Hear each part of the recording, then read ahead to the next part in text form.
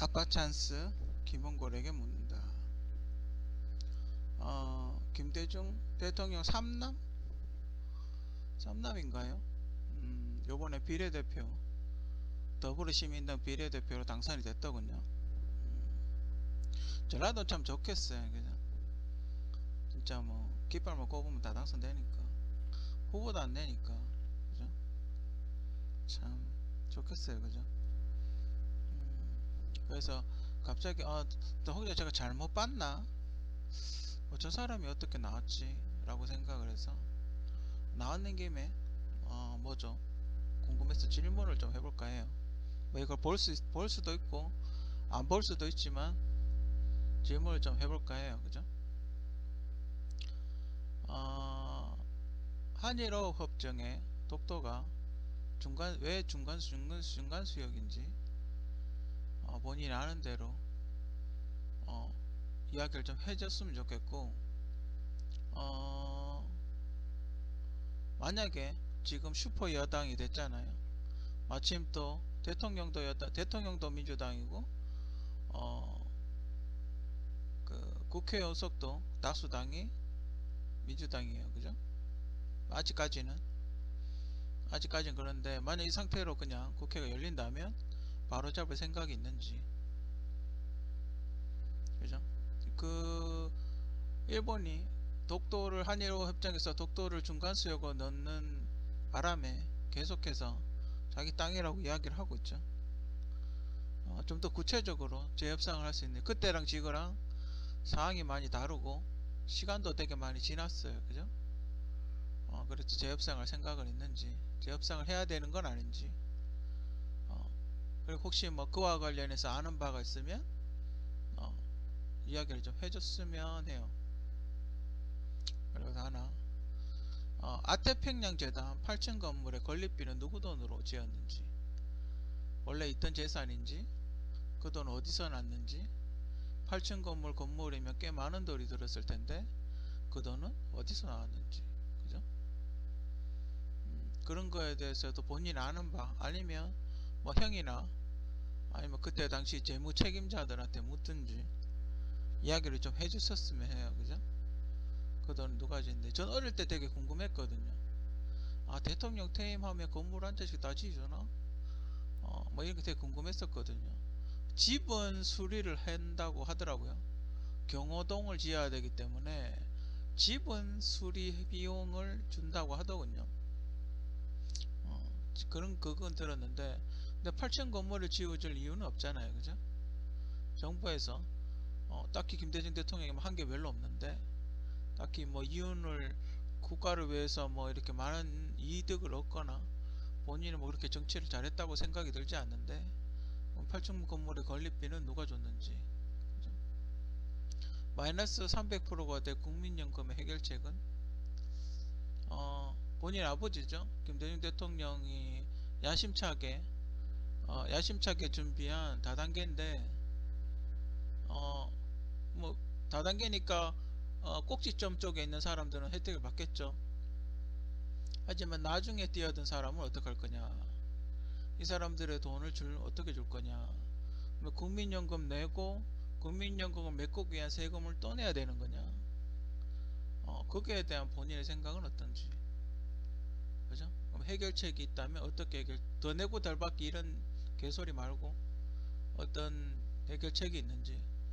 70년대생이 국민연금을 받게 되면 지금처럼 물가가 이렇게 급격하게 상승을 하게 되면 어, 도저히 생활이 불가능할 텐데, 불가능하거나 굉장히 많은 손해를 보게 될 텐데, 그에 대한 해결책은 뭔가. 그죠? 본인의 어떤 의견을 이야기 좀 들어봤으면 좋겠고, 그렇다면 사학연금, 공무원연금, 군인연금을 왜 통폐합하지는 않아, 그 당시에 통폐합하지는 않았는지, 그럼 앞으로 할 생각은 있는지, 본인이 주도하던 당에서 본인 이야기를 꺼낼 생각은 있는지. 그죠? 혹시 아는 게 있다면 왜 그때 당시 국민연금과 이 연금들을 통폐합하지 않았는지, 그때 이 연금들에 대한 조정은 왜 하지 않았는지, 그때 한참 적자임에도 불구하고 그때 해결을 안 해서 지금 엄청나게 많은 돈을 세금으로 메워주고 있다고 알고 있는데 그때 당신이 왜 조정하지 않았는지 궁금해요. 그죠? 근데 본인은 당신이 국회의원 할 당시에 조정할 생각은 있는지 그걸 알고 싶고, 김대중 대통령께서 한 업적, 김대중 대통령 생활을 하면서 한 업적 구체적으로 이거는 정말 확실하게 잘했다, 뭐 얼렁뚱땅하게 뭐 민주주의를 올리고 뭐 이런 거 말고 이거 하나는 확실하게 국가를 위해서 국가 발전을 위해서 어떤 일을 했다, 그런 거. 그리고 또 본인까지 김대중 대통령 아들 삼남이다 국회의원 됐는데 형들이 한 업적, 본인 좀 막내 같은데 형님 두 분이 국회의원 생활하면서 했던 업적 뭐 있으면 구체적으로 이야기를 좀 해줬으면 좋겠고, 제가 어릴 때 교육을 받기로는 김제동 대통령은 간첩이라고 사형을 받았다던데 본인의 생각은, 본인은 알고 있는지, 본인이 알고 있다면 그거는 뭐 잘못됐으면 잘못됐다, 그거는 뭐 누명이면 누명이다, 뭐 어떤 그런 구체적인 어떤 이유로 그게 그 누명을 씌운 거다, 그죠? 어떤 이유로 누명을 씌운 거, 어떤 사건 때문에 그렇게 된 거다 라고 본인은 어디까지 알고 있는지 그런 게 궁금하고, 만약에 김대중 대통령의 간첩이 아니다라고 했을 때 아니기 때문에 이런 대통령이 됐을 때 이런 일을 했다, 만약에 이런 일을 했다 간첩이라면 이런 일을 하지 못했을 거다, 뭐 그런 어떤 이유 설명을 좀 해줬으면 좋겠고, 그리고 그 노벨 평화상을 그 당시 그 현대자동차 그 정주영 회장님 그 소를 끌고 그 북한 간 거, 그리고 그 금강산 관광을 시도한 거, 그게 저는 노벨 평화상의 시작이었다고 보는데 왜 가로챘나? 김대중 대통령은 왜 노벨 평화상을 받았나? 지금 뭐 로비를 했다고 이야기도 하고, 그쪽 그 노벨 쪽에서는 우리 노벨상 그 최고의 5점이라고 이야기를 하고 있는데, 그거에 대해서는 어떻게 생각하는지 또 알고 싶고, 자민련을 낙선 운동을 해서 배신을 했는데 그와 관련한 생각은, 그리고 자민련은 군사 독재주의의 최고봉이었던 김종필이라는 사람이 만든 당인데 어떻게 군사 정권과 손을 잡아서 당을 만들었는지, 거기에 대해서는 어떻게 생각하는지, 그죠? 근데 그게 할 게 있고 안 할 게 있지 않나. 본인이 그렇게 본인한테 사형을 선고했던 그 사람 군사 정권과 어떻게 손을 잡았는지, 물론 뭐 나중에 뒤통수 치긴 했지만 거기에 대해서는 어떻게 생각을 하는지 알고 싶고, 노무현 김대중 대통령 해고록에 보면 전두환 대통령에게 15억을 받았다던데 본인은 알고 있는지. 제가 알기로는 그때 제가 뉴스에서 들었던 기억은 김해상 대통령한테 15억을 줬고 김대중 대통령한테 15억을 줬다고 그렇게 들었어요 그때 당시. 근데 그 뭐 김영삼 대통령 어차피 이쪽 당이었으니까 상관이 없고, 김대중 대통령은 그때 당시 야당이었는데, 그리고 심지어 전두환 대통령은 지금 재판을 받고 있어요, 그죠?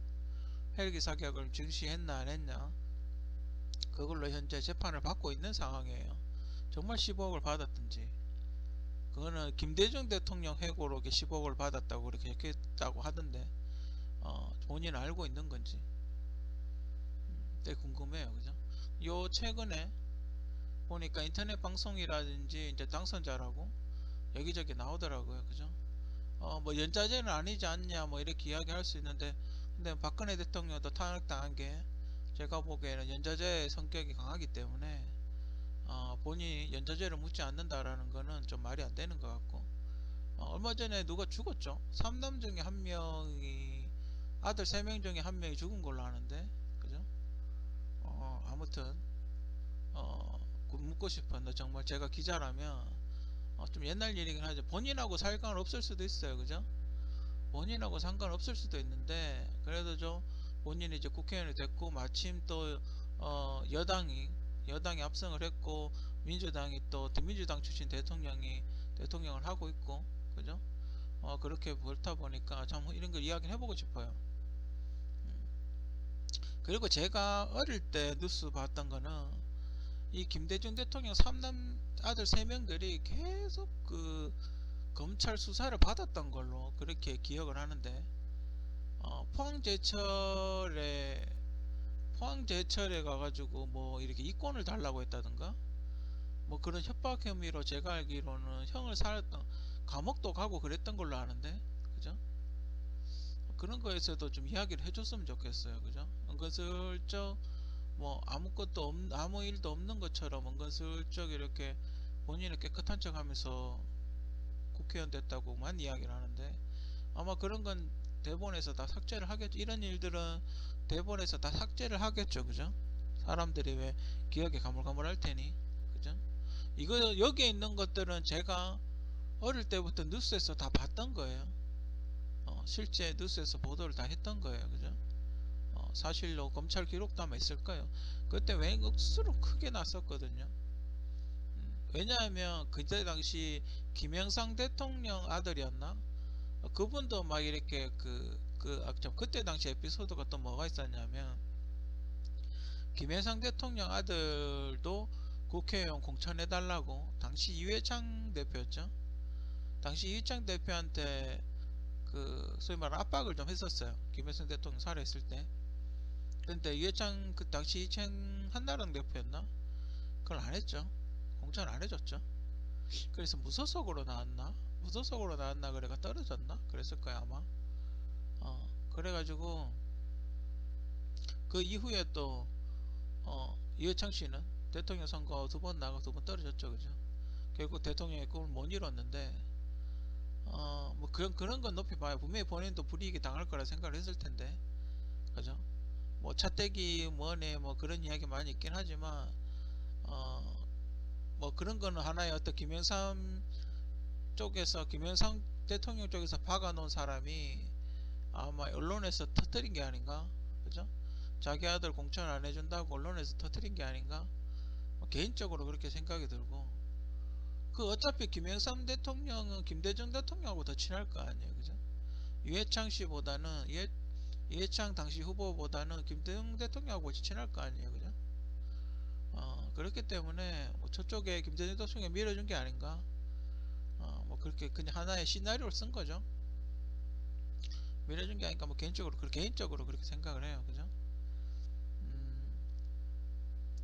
음, 그때 우리는 어릴 때는 방공교육을 굉장히 많이 받았었기 때문에 제가 뭐 김대중 대통령 회고록을 보진 않았어요.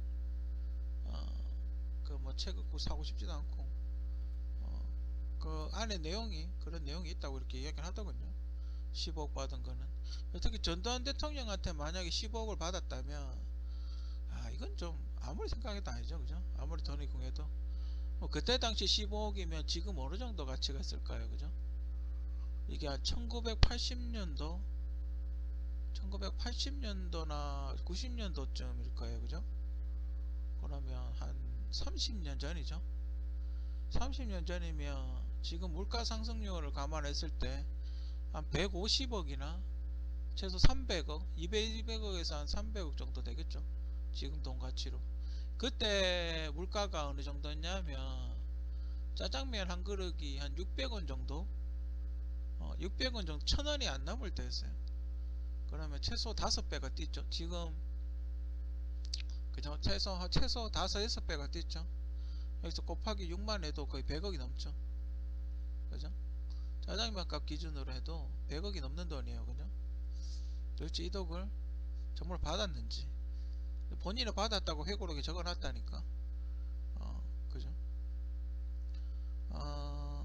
잔민련 낙선운동은 그러니까 이봐 전부 군사정권과 이렇게 멀어져야 될 그런 상황인데, 그러니까 손절을 해야 되는 상황인데 전부 다 바로 잔민련하고 합당하고 전두환 대통령한테 돈을 받고, 그죠? 물론 뭐 정치라는 게 그래요, 그죠?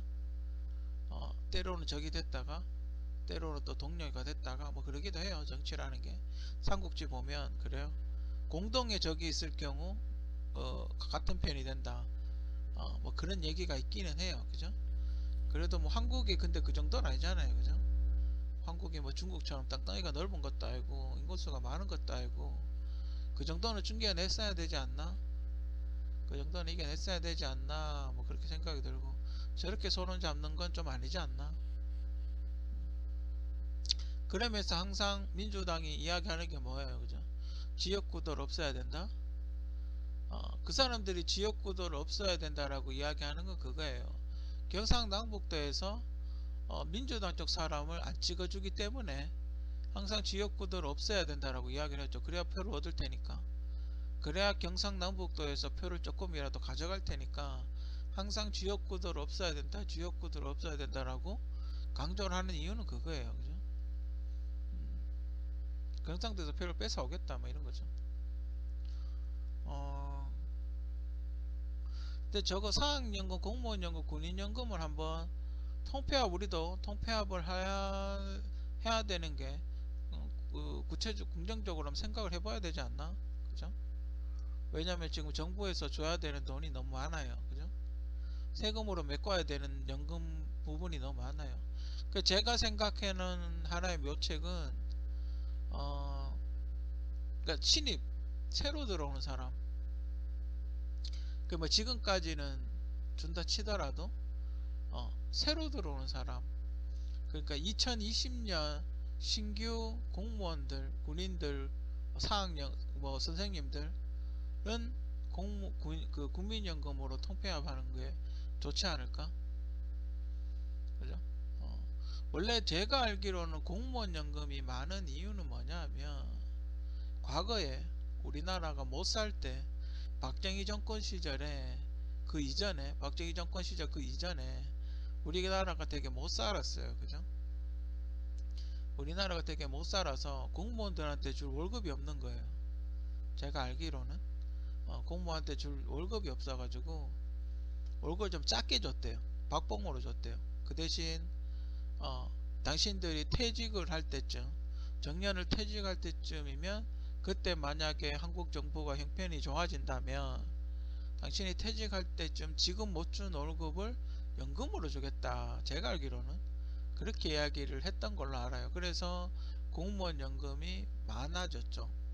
그러니까 그땐 국민연금이 없었으니까 그래서 공무원 연금이 굉장히 비율이 되게 높죠. 월급이 작았으니까 지금도 공무원 월급은 그렇게 많지 않아요. 최저임금이라고 이야기를 하더군요. 그래서 공무원 연금이 많아졌던 거예요. 근데 지금 안 그렇잖아요. 그죠? 지금 월급 많이 받잖아요. 그죠? 요즘 억대로 받잖아요. 그죠? 지금 뭐 장차관급 억대로 받잖아요. 그죠? 근데 굳이 그런 국민연금을 줄 필요가 있나? 그죠? 굳이 줄 필요가 있나? 그냥 월급 못 받고 어차피 지금은 그냥 평균적으로 받잖아요. 그죠? 평균적으로 그 나이대가 받는 월급을 받는데 굳이 공무원 연금을 그렇게 높이 쳐서 줄 필요가 있나? 그죠? 그렇다면 공무원 연금도 이제 없애고 국민연금 그러니까 뭐 몇 번 납입 그러니까 뭐 새로 신규 공무원이나 뭐 공무원 연금을 몇 번 납입 안 한 사람은 그냥 국민연금으로 통폐합하는 게 낫지 않나? 그죠? 그게 국가의 위례를 위해서라도 그게 더 낫지 않나? 그죠?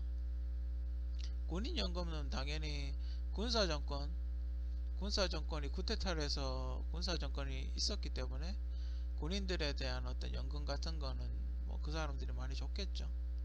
그죠? 근데 지금 군인들이 돈을 많이 벌어요.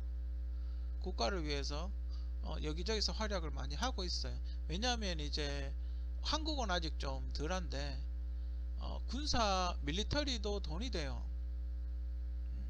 한국은 아직 이제 돈이 안 돼서 그런데 이런 기술 있잖아요. 기술 군사 기술 그러니까 꼭 뭐 탱커를 팔고 비행기를 팔고 이런 것뿐만 아니라 기초 군사 훈련 같은 거 있잖아요. 그죠? 뭐 UDT 훈련이라든지 사격 훈련이라든지 뭐 여러 가지 군대의 잔기술 수색은 어떻게 하는지 뭐 우리 한국 나름대로의 어떤 노하우가 있잖아요. 그런 기술을 그 우리보다 떨어지는 나라에 전수를 해주고 돈을 받는 그런 게 가능해요. 아직 한국은 그런 거에 대해서 적극적으로 활용을 안 해서 그런데 그런 군사 기술도 다 돈이 되는 거예요. 그죠?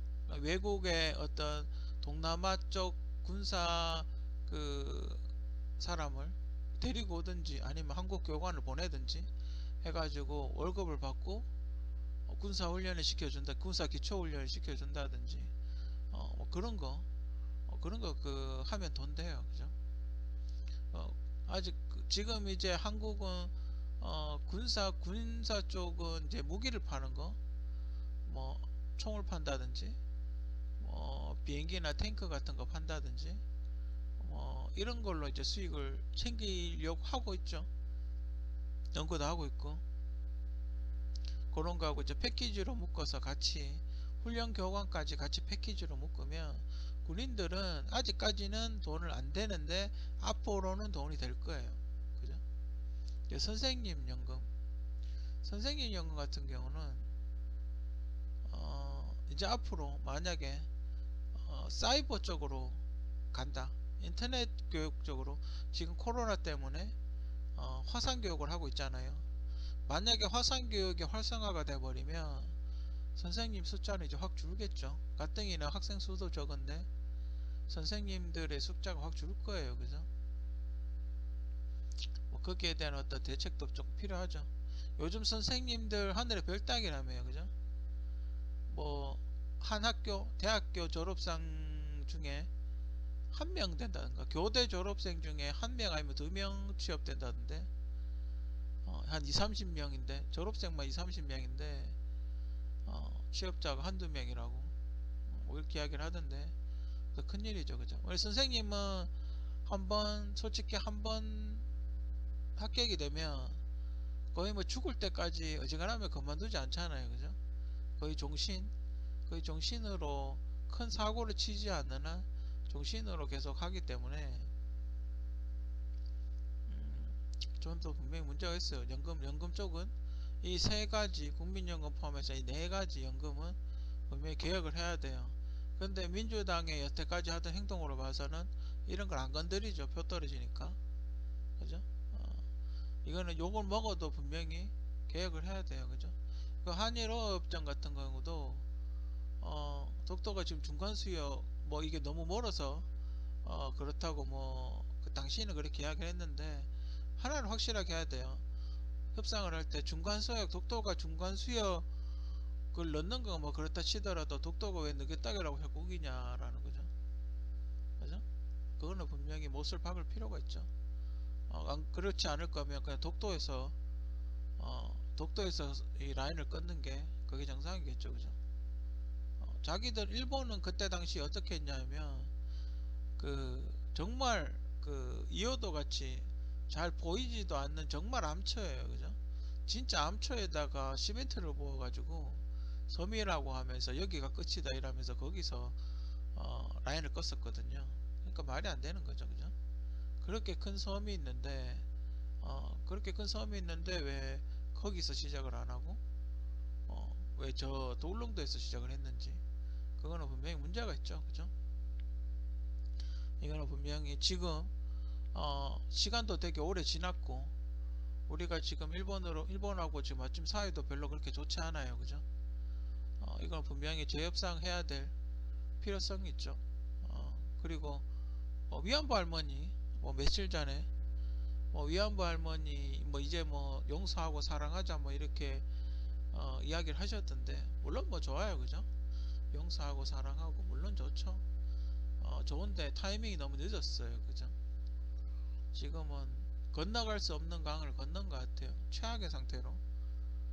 그 일방적으로 그러면 우리만 당하고 참아라? 왜 그래야 되죠? 할머니의 마음은 이해를 하겠어요. 그죠? 그 할머니가 30년 동안 싸워 오신 건데 이제 사랑하자. 뭐, 뭐 그럴 수 있죠. 그럴 수 있죠. 마침 또 그 할머니 팔아가지고 민주당 국회의원 된 사람이 있어요. 그죠? 좀 그런 거 보면 좀 그래요. 좀 씁쓸하죠. 그 위안부 할머니들 사건이 이제 조금만 더 하면 끝날 것 같은데 왜 여기서 중단하자라고 이야기하는지에 대해서도 잘 모르겠고, 불과 몇 년 전까지만 해도 전 세계 소녀상을 설치해서 전 세계 여론에게 관심을 받으려고 했던 그런 분들이 왜 이제 와서 갑자기 민주당이 180석을 얻는 이 좋은 찬스에 일본을 좀 더 몰아붙일 수 있는 이렇게 좋은 찬스, 소재 산업도 이제 국산화해 가지고 굳이 받을 필요 없는 이 좋은 찬스인데 왜 중단해요? 국산을 했다며요. 소재 산업 다 국산을 했다며요. 그게 업적이라며요. 그죠? 그게 민주당 업적이라면서요. 이해가 안 되네요. 그죠? 아무튼 그건 위안부 할머니는 계속 지금 위안부 할머니뿐만 아니라 지금 그 미쯔비시인가, 제가 알기로는 그 미쯔비시에서 강제노역 데려간 이후에 패전하면서 학살하고 간 분들, 그 시신도 발견된 걸로 아는데, 그거 앞으로 할 게 많아요 할머니. 그죠? 그것뿐만 아니라 일본에서는 만약에 자기는 민간인 학살을 하지 않았다고 여태까지 주장해 왔었기 때문에 그거에 대한 보상을 해준 적이 없는 것 같고, 아무튼 할 일이 많아요. 그죠? 저는 한번 기대를 한번 해보겠어요. 그죠? 어차피 본인이 뭐 김대중 대통령 아니면 당선됐을 것 같지는 않아요. 그죠? 본인이 김대중 대통령의 어떤 아빠 찬스를 이용해서 당선이 됐다면 이런 여러 가지 당신의 아버지들이 해놓은 여러 가지 일들에 대해서 어떻게 좀 더 좋은 발전적으로 좋은 방향으로 한국이 이득이 될 수 있는 방향으로 어떻게 본인이 이야기를 해서 한국에 득이 될 수 있는 방향으로 어떻게 갖고 와야 되지 않나, 연구를 좀 해봐야 되지 않나. 아니면 그냥 뭐 4년 동안 앉아있다 갈 건지, 4년 동안 뭐 노닥거리다 갈 건지, 앞으로 4년간 한 지켜봤으면 해요. 그죠? 아빠 찰스 김원권 씨에게 묻는다. 어떤 식으로든 답변을 좀 해주셨으면 좋겠어요. 그죠?